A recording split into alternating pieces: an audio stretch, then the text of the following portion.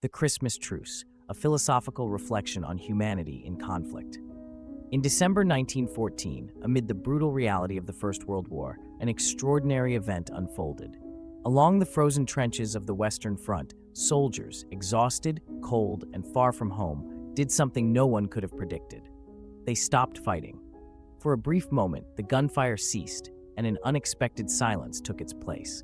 Then came the sound of carols drifting across no man's land. Soldiers, separated by war and language, began singing together. Slowly, cautiously, they climbed out of their trenches, meeting in the middle to exchange gifts, share laughter, and even play football. It was a rare and fleeting moment of peace, but what does it reveal about us as human beings? Philosophers have long debated whether humans are inherently violent or naturally inclined toward peace. Thomas Hobbes, for instance, believed that without a central authority, life would be solitary, poor, nasty, brutish, and short. For Hobbes, humans are driven by self-interest, and conflict is inevitable unless restrained by strong systems of control. The First World War seemed to embody this idea. Nations locked in a struggle for power, with individuals caught in a relentless cycle of violence. Yet the Christmas Truce challenges this notion. When left to their own devices, without orders from superiors, soldiers chose connection over conflict. They saw one another not as enemies, but as fellow humans. On the other hand, Jean-Jacques Rousseau offers a more optimistic view. He argued that humans, in their natural state, are good, corrupted only by the structures of society. The truce aligns with this perspective. It wasn't orchestrated by generals or governments.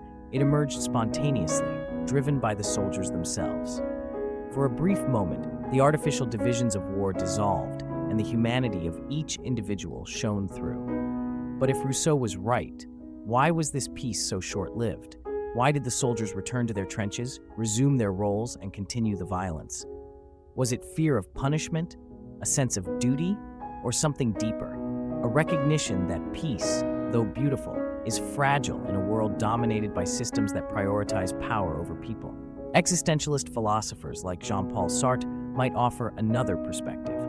They emphasize the importance of individual choice in a world that often feels absurd and chaotic. The soldiers who stepped into no man's land made a conscious decision to defy the violence around them. In that moment, they exercised their freedom, reclaiming their humanity in the face of a war designed to strip it away. But existentialism also reminds us of the weight of these choices. If individuals can choose peace, why do they so often choose otherwise? Is it easier to conform, to obey, to surrender to the momentum of systems larger than ourselves?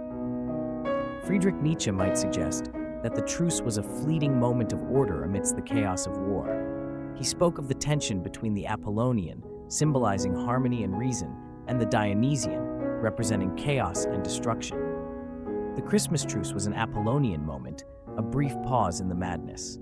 But as Nietzsche might argue, the Dionysian forces of war, ambition, and conflict were always lurking, ready to reassert themselves. Still, there's something undeniably profound about what happened during that truce. Martin Buber's philosophy offers a way to understand it. Buber described two kinds of relationships: it, where we see others as objects, and thou, where we encounter them as equals, as human beings. During the truce, the soldiers experienced an I-thou connection. They saw one another not as targets, but as men, with hopes, fears, and families waiting for them at home. This connection was powerful, but it was also fragile. It raises a critical question. Why are such moments so rare? What prevents us from seeing one another as equals, not just in extraordinary circumstances, but in our daily lives? The Christmas Truce of 1914 is a story that lingers in our collective memory because it reminds us of what's possible. It shows that even in the darkest of times, humanity can shine through. But it also forces us to confront some difficult truths. If soldiers could lay down their weapons in the middle of a war, why can't we sustain peace in times of relative calm? Is war an inevitable part of our nature, or is it a failure of our systems, our governments, our economies, our societies? And perhaps the most pressing question of all, what would it take for moments like the Christmas Truce to become the rule rather than the exception? As we reflect on this remarkable event, we must ask ourselves, are we willing to make the choices necessary to prioritize connection over conflict, humanity over division? Or will we continue to wait for fleeting moments of peace while the machinery of war grinds on? The answers to these questions are not simple, but they are worth pursuing because within them lies the hope of a better future, one where the spirit of the Christmas Truce isn't just a memory, but a way of life. If you're not subscribing to the Usafi channel, you're probably never going to see us again. But if you are, then congratulations, you're learning something new every day.